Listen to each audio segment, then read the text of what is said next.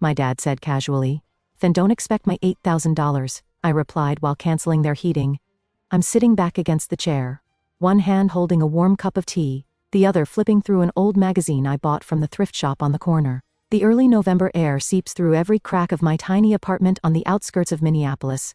Outside the window, the leaden gray sky looks like it's trying to press snow onto the ground but is strangely silent. The phone rings suddenly, breaking the delicate quiet. I glance at the screen. Dad. My breath catches for a second. I hit the speaker button, not allowing myself to hope for anything good. Emily, you don't need to come home for Thanksgiving this year. His voice says, light, as if he were talking about picking up more toilet paper. For a second, I think I misheard. I'm sorry. What? We just think it's better if you stayed put, he continues without pause, like he had rehearsed it in his head, to keep things peaceful. Mandy's been a bit on edge lately, you know? I set the teacup down on the table. The sound of ceramic hitting wood is sharp and dry. Mandy? Again. Mandy, my sister. The princess who never had to be responsible for anything. Anytime there's a problem, the whole family holds their breath just so she can feel comfortable. So what you're saying is I'm not invited just because Mandy gets tense? I enunciate each word, trying to stay calm, though my throat feels tight. My dad sighs, that signature sigh of his that means don't make this a big deal. It's just one day, Emily. You'll be fine. I shoot up from the chair, the wood creaking underneath in protest. Just one day? I repeat, my voice now as cold as the frost on the porch. You say that after I've sent over $4,800 to the house since January just to keep the furnace running through winter? Silence on the other end. Just the faint of the phone line stretching out the distance between me and him. Don't bring money into this, he finally says, a little flustered. You offered to help. I let out a dry, hollow laugh that echoes in the empty room. Offered? In January, when the heating bill spiked and you called at midnight saying the house was freezing, who paid it immediately? Me. In March, when Mom cried because the furnace was clanking, who called the repairman? Me again? And in September, when Mandy blew through most of her savings on her podcast plan, who paid for the fall heating oil? Still me. He doesn't argue, just goes back to the same tired line. Family is family, Emily. But this time, Mandy really needs calm. She's been through a lot. I stare out through the fogged-up window. Snow is beginning to fall, small flakes quietly covering the walkway. I've been through a lot too, but I was never given that kind of priority. He tries to keep his voice even, but I can hear the impatience creeping in. Don't make this awkward. It's not personal. I take a deep breath, fingers gripping the edge of the table. Then don't expect another dime from me this winter. If I'm not considered part of the family, don't treat me like an I hang up before he can respond. The screen going black like my eyes right now. Outside, the snow keeps falling. Silent. Freezing, but not quieter than the room I'm standing in. I sink onto the edge of the bed, hands clasped together, my thoughts tangled like the old cords in the kitchen drawer. That short phone call replays in my mind like a broken tape. They really did it. Excluded me from Thanksgiving, as casually as canceling a dentist appointment. I look up at the small photo on the shelf, me and my parents at Thanksgiving in 2019. I had just started my first job at the shipping company, low pay, long shifts, but I still caught a bus home just to sit at the table, eat Mom's roast chicken, and listen to Dad rant about his team losing. That warmth now feels like an old, dusty memory. I get up, walk to the desk, and open my laptop. Wind howls outside, slipping through the old window frame, sharp and bitter. I open the utility payment account, the one I set up for them last winter after Mom sobbed on the phone, saying it was too cold and they couldn't afford heating oil. I was the one who called the oil company every month. I was the one who paid every bill, every dollar. Over $2,400 last year and $4,800 this year, just for heating. I did it not because anyone asked, but because I thought it was the right thing to do. I used to believe helping family through hard times came without conditions until I became the extra piece. I pull up the Excel file where I quietly logged every transfer. The last entry reads, 10 months ago, $400 sent ahead of the cold, so they wouldn't worry. I wonder, do they even remember? I watched Mandy, my sister, burn through nearly $16,000 of my parents' savings in 4 months. Her artisanal candle business sounded artsy until she ordered over 1,000 candles from a mass production plant in Texas, slapped on a handmade label, and thought she could sell them at triple the price. No one bought them, the inventory piled up in the garage, and my parents, instead of scolding or holding her accountable, just shook their heads and said, "She's young. Everyone makes mistakes." I didn't say a word, just quietly sent more money to help them through winter. Meanwhile, Mandy kept posting pictures on Instagram, $7 lattes at vintage cafes, brunches with friends in the latest Zara coat. Every time I scrolled past one, my hand would drift to my back, still sore from a 10-hour loading shift. I almost texted to ask why, but then I thought, maybe it's something I'll never truly understand or accept. I returned to the screen, the cursor blinking over the cancel service button. Just one click, and the system will stop automatic payments starting next month. I sit quietly for a long while, not because I'm unsure, but because I'm letting myself remember what it felt like to matter to them. And then, I click.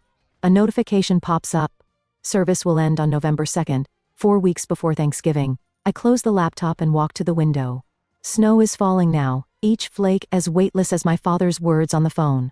Except snow, when it falls long enough, can freeze a whole house. They'll notice, but not right away. Mandy will keep believing the world revolves around her. Mom will try to ignore it until her fingers go numb while making dinner. And Dad, he'll get angry, like always. But he won't be able to deny that he's the one who told me to stay put. Part of me feels hollow, like I just let go of something important. But another part, the one that woke up the third time I had to choose between buying a new coat or sending money home, feels lighter. For the first time in a long time, I'm standing up for myself. And I know this winter will be long, but at least I'm no longer the one shivering because of someone else's decision. I started waking up earlier, not because my job changed, but because sleep hasn't felt peaceful since that call. In the days after canceling my parents' heating service, I carried a constant tension, like walking a tightrope. Part relief, part doubt.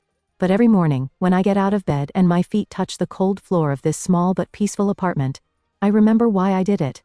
On November 2nd, the system officially sent confirmation. The heating oil service for the house at 422 Elm Street had been canceled. I read that message while sipping coffee in the kitchen, the little space heater humming steadily by my feet, a quiet kind of comfort I'd bought for myself, piece by piece, through every extra shift. That day, the snow fell unusually thick. Minneapolis was already cold, but this year, winter seemed to arrive a few weeks early. I thought about my parents' two-story house, the house I grew up in, with its old shingles and thin glass windows, where the cold could creep in after just one night without heat. I didn't feel happy picturing them bundled up in winter coats, but I didn't feel guilty either. It was time they understood that kindness isn't an obligation, especially when it's treated like a given. 4 days later, the first message came from Mom. "Emily, the heating system seems to be acting up. Can you check it for me?" I stared at the message, then set my phone down. I didn't reply. That evening, I got a text from Mandy, just one line. So childish. No greeting, no question, just judgment, as always. She probably thought I'd react, scramble to explain, or maybe even apologize. But I simply switched my phone to silent. On the 7th day, Dad called. I let it ring until it stopped on its own. 3 minutes later, a voicemail popped up. "Emily, I don't know what's going on. The house is down to 58 degrees. If you know anything, call me." His voice was hoarse and sharp, a mix of anger and concern. I didn't listen to the voicemail. Instead, I went to the bookstore on Lake Street, bought a new novel, and sat for hours at the cafe next door, where the heater roared and the smell of warm cinnamon waffles filled the air. I let myself enjoy something I had always postponed, time for myself. On the 10th day, I got a call from an unknown number. It was the heating oil provider. "Hi, is this Miss Emily? Are you planning to renew service for the house at 422 Elm Street? We haven't heard back from the homeowners, and the previous contract was under your name." I answered clearly, "No. The contract was canceled and will not be renewed. I'm no longer responsible for that house." "I see," the rep said, hesitating slightly. "So, just to confirm, you're not intending to continue payments?" I looked out the window, where slow snowflakes blanketed the street. "That's correct." On November 14th, the messages started coming in rapid succession. "Mom, Emily, it's only 50 degrees in the house. Your dad refuses to wear a heavy coat, and Mandy's been coughing all day. Can you please call me? Dad, this isn't about money anymore. This is family. Mandy, this time more bitter, fine. Just pretend you were never part of this family." I read each message, didn't delete them, didn't reply. I just saved them as a record for myself of where I once poured out everything and what I got in return.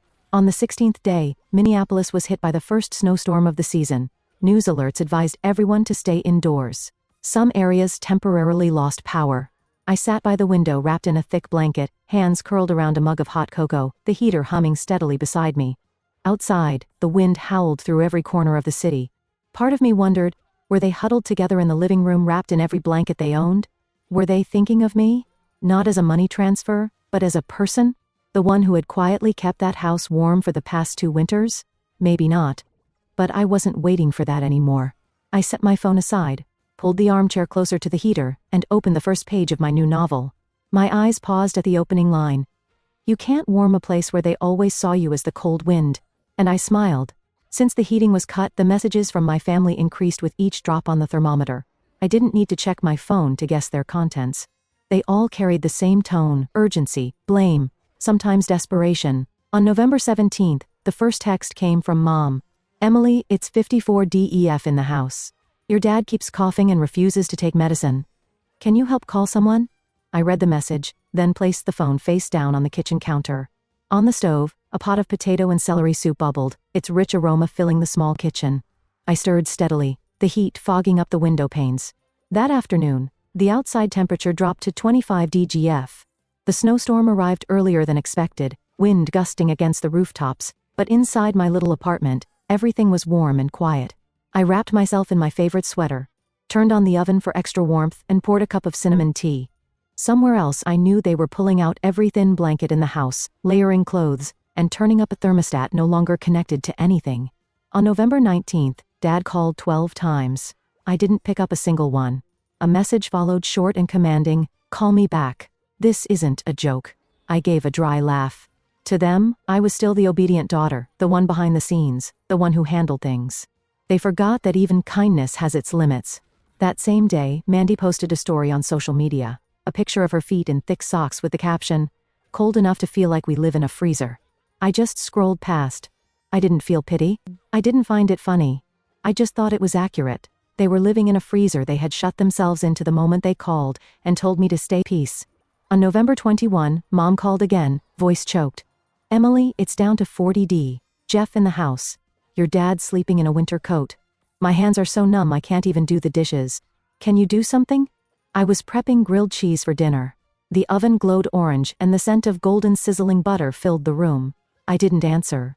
That evening I ate in silence, the occasional buzz of messages breaking through the crunch of each bite. Each time my phone vibrated, I glanced briefly, a habit I'd formed over the past week, then went back to enjoying my meal. I wasn't glad they were suffering, but I wasn't sad either. I was simply living within the boundaries I had drawn after years of being seen as the financial backup with no need for consent. On November 23, 2 days before Thanksgiving, a message from Dad made me pause mid-splice while chopping onions. "Emily, if you still consider yourself part of this family, now's the time to prove it." I set the knife down and looked out the window. Outside, snow blanketed the porch and the neighbors' cars. I closed my eyes, picturing the old house where I learned to ride a bike, where I wrapped my first Christmas gift, now sitting cold and silent. But in that vision, I no longer saw myself in the frame. I poured more hot water into the teapot. As the steam rose, I thought about Mandy, who once told me I was useless for refusing to fund her local fashion magazine idea last year. About Dad, who said I needed to stop being so sensitive when I brought up always being excluded from family meetings. About Mom, who stayed silent every time I was dismissed, just to keep the peace. I had been silent long enough. That night, I curled up on the sofa, a book in hand, covered with a light fleece blanket I bought last year. The room was dimly lit by a single lamp, but it was enough. Warm and peaceful. My phone kept ringing. I still didn't answer because sometimes, the only way for others to recognize your worth is to disappear from the place they always assumed you'd be. On Thanksgiving morning, I woke before sunrise, the pale light slipping through thin white curtains. Outside, snow had blanketed the steps, and the city was eerily quiet. No cars, no voices, just the wind whispering over rooftops, a gentle reminder that winter had claimed every corner. I turned on the coffee maker and made myself a simple breakfast: crispy toast, peanut butter, and a juicy orange. I didn't prepare turkey. I didn't make the mashed potatoes Mom used to cook. I didn't want anything that reminded me of the old kitchen where the three of us used to squeeze in on holidays. This year, I chose simplicity, not from lack, but because I no longer needed to pretend things were the same. At 10 a.m., I was on the sofa, blanket draped over me, holding a hot cup of coffee, feet stretched to the edge of the table. A documentary I loved was playing on the TV.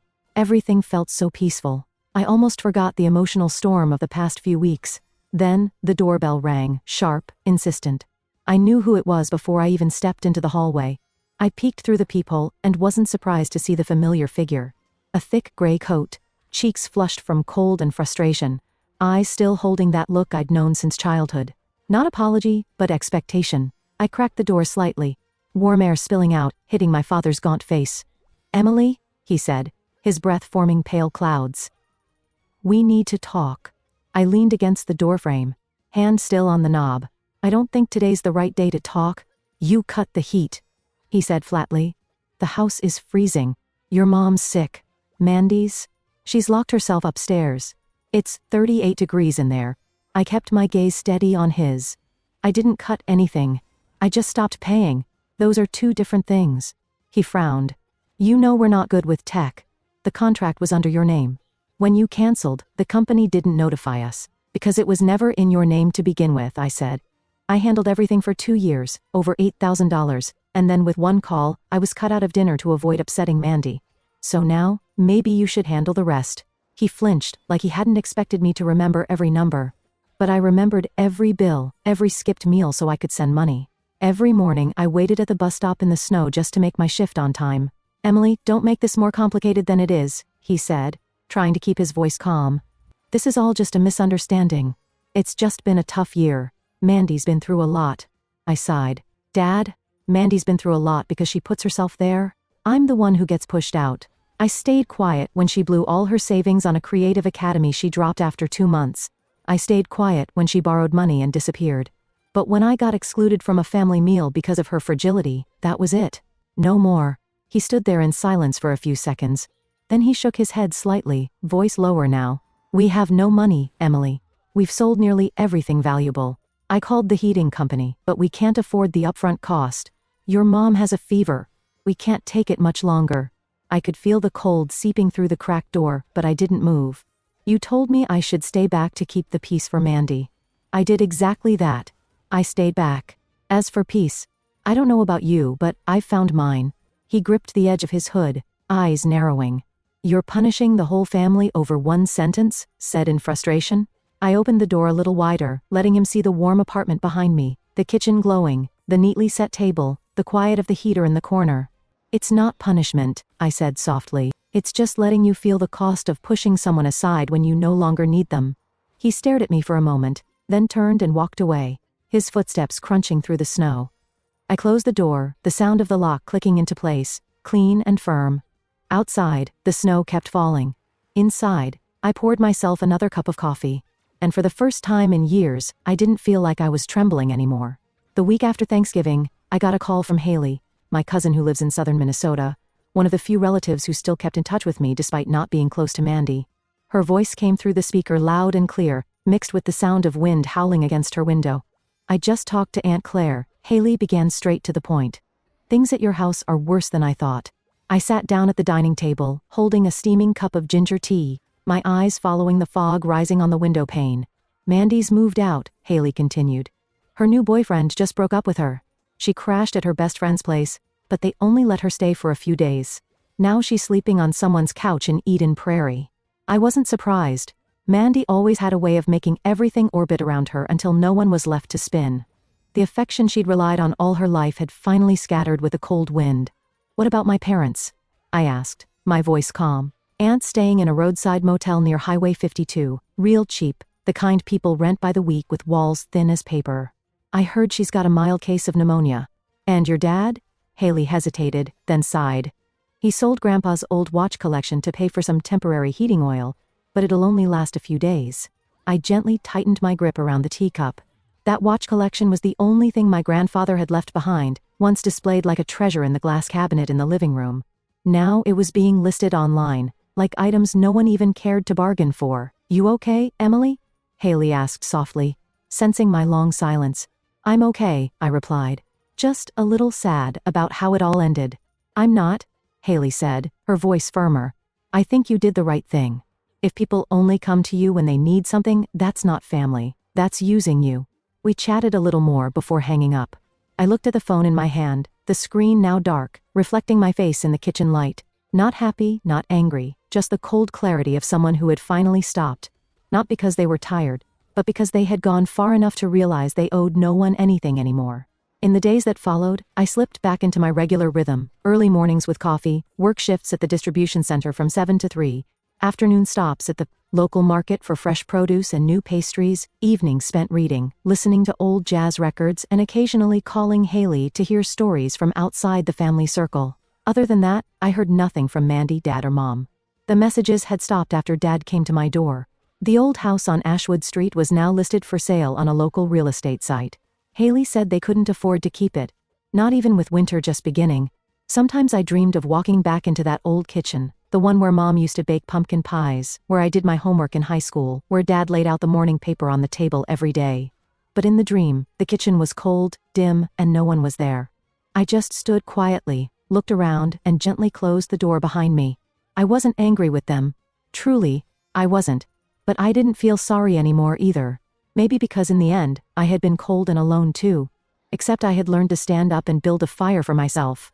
One night in early December, Haley called again. Her voice rang out between laughter and exasperation.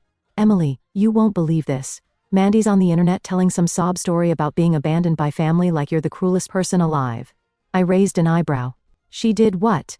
"Posted a video, crying, saying you left your family during a crisis, but not a single word about all the money you paid or how they cut you out of Thanksgiving?"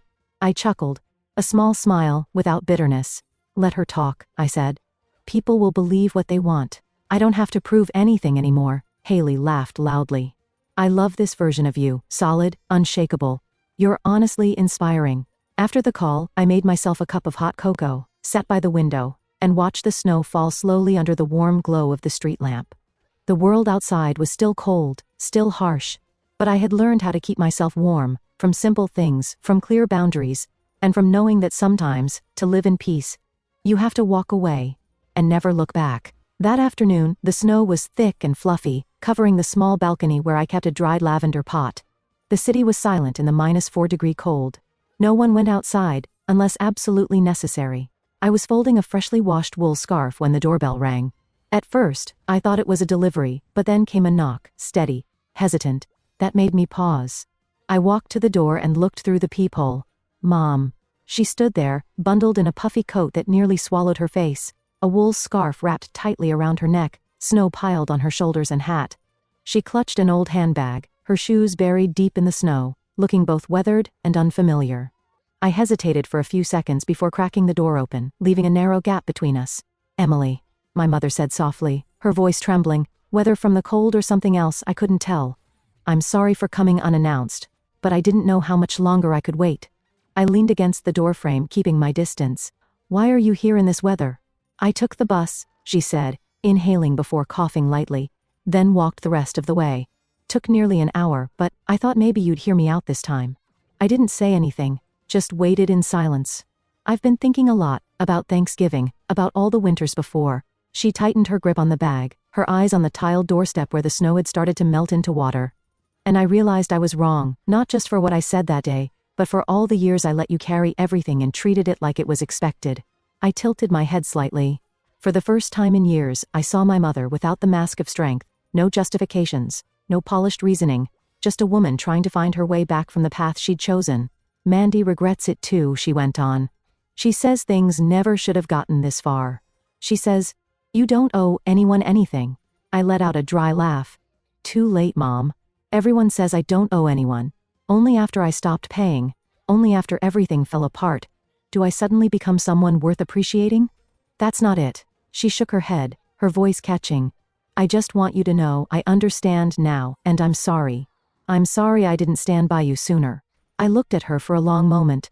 Those apologies, had they come years ago, might have softened me. But now, the wounds no longer bled. They had become scars. "And scars don't feel you chose Mandy," I said slowly, every word as sharp and cold as the wind. "When I needed a seat at the table, you told me to stay back because Mandy was stressed. When the house was in trouble, I paid the bills. But Mandy was the one being comforted. When I started living for myself, you called it punishment. So, what now? You're here to ask me to carry it all again?" She looked up, eyes full of tears. "No, I'm not asking you to come back for anything. I just want you to know you matter. And even if you never forgive me, I accept that." I didn't respond right away. I opened the door a little wider, not to invite her in, but to let her feel the warmth behind me. From the apartment I'd kept lit, heated, and peaceful on my own, a stark contrast to where she had come from. I'm not angry anymore, I said honestly, but I'm not the same person either. I'm not the last bolt holding the family together. I've stopped doing that, and I'm not going back. She tightened her grip on her bag, then nodded. I understand. I didn't close the door right away. We stood there a few seconds more, saying nothing, letting the wind blow between the silence. Then she stepped back and turned away. I watched her walk off, her figure shrinking in the snow. When I closed the door, I didn't feel the lightness I thought I would, but there was no regret either, just a warm certainty like the glow of the lamp in my apartment that I had made the right choice. I returned to the sofa, pulled the blanket over myself, and resumed the old jazz track I'd paused. And as the saxophone played, I knew, for the first time in years, I no longer needed permission to live my own life. January passed in a soft, white hush of snowfall. The city lay frozen in bitter cold, and I continued living at the quiet pace I'd chosen. My apartment stayed warm, thanks to the small heater by the window, and the moments I spent reheating soup, toasting bread, or knitting scarves on lazy weekends. There were no more messages from Mom. The last time she came was right after Thanksgiving, and since then, I hadn't heard a word. No blame, no begging. Not even the usual New Year greetings she used to send, those generic ones with a picture. I didn't feel sad about it. In fact, I felt relieved. That silence wasn't scary. It was like fresh air after a storm that had lasted for years. Bailey still gave me updates each week as if she were the only remaining bridge between me and the rest of the family. I saw Mandy post asking for help on a community forum. Haley said during our most recent call, she said she lost her job, looking for temporary housing, included something about cracks in family relationships. Same old deflecting. I didn't say anything. I just switched my phone to speaker and kept chopping onions in the kitchen.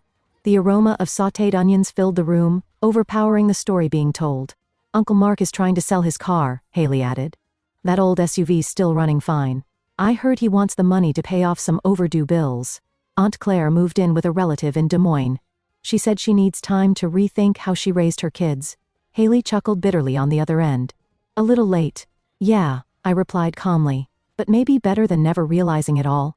As time passed, things I once struggled to see became clearer. Not everyone changes, and not everyone is worth hoping they will. Some things, once broken, are better left where they fell. Like cracks on winter ice, best not stepped on, not patched. I no longer thought about Mandy every night, no longer checked social media to see who was saying what, and I certainly no longer felt the need to explain to the world what I did right or wrong. I just lived, truly. Every morning I woke up in this cozy apartment reminded me that I was standing on ground I chose for myself, not on a shaky foundation built from someone else's expectations. At the January, I stopped by the used bookstore down the block. The shop owner recognized me instantly. Haven't seen you in a while? He said cheerfully. Braving the cold, I smiled and picked out a novel about women who left their families to start over. When I got home, I placed the book on the table, boiled water for tea, and sat by the fireplace. The fire glowed bright orange light flickering against the exposed brick wall. I pulled the wool blanket higher and stared into the flames, steady, quiet, persistent, just like me. Somewhere out there, the old house was probably still cold. Maybe they were borrowing space heaters from neighbors. Maybe Mandy was filling out aid applications. Maybe my mother still curled up every night in 3 blankets, thinking about those dinners when we were all together, and the people who no longer wanted to sit at that table. As for me, I no longer belonged to that back then. The fire crackled in agreement. I reached for my tea, steam blurring my vision, though my heart had never been clearer. Winter would last, snow would fall, but this time, I wouldn't be the one shivering. I had chosen peace, and I didn't regret it. From my story, I've learned that not all blood ties are worth preserving at all costs. Some boundaries, once crossed too many times, must be redrawn with finality. I once believed sacrifice meant love, but in truth, unconditional sacrifice only teaches others to devalue your worth. Now I no longer seek validation from my family. I live for myself. And that is the freest thing I've ever done. What do you think about Emily's decision? Was she too harsh, or was it what she needed to protect herself? Share your thoughts in the comments, and don't forget to follow the channel for more emotional family stories to come. Thank you for watching. Like, share, and follow.